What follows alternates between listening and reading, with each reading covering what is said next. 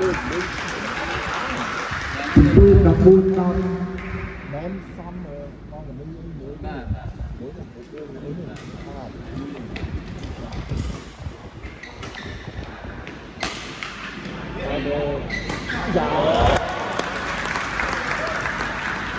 chung đọc răng đọc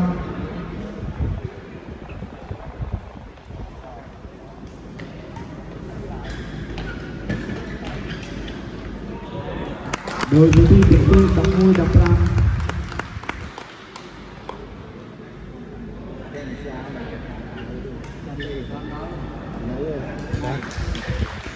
đôi với đi để tôi đọc là môi đọc môi da xong như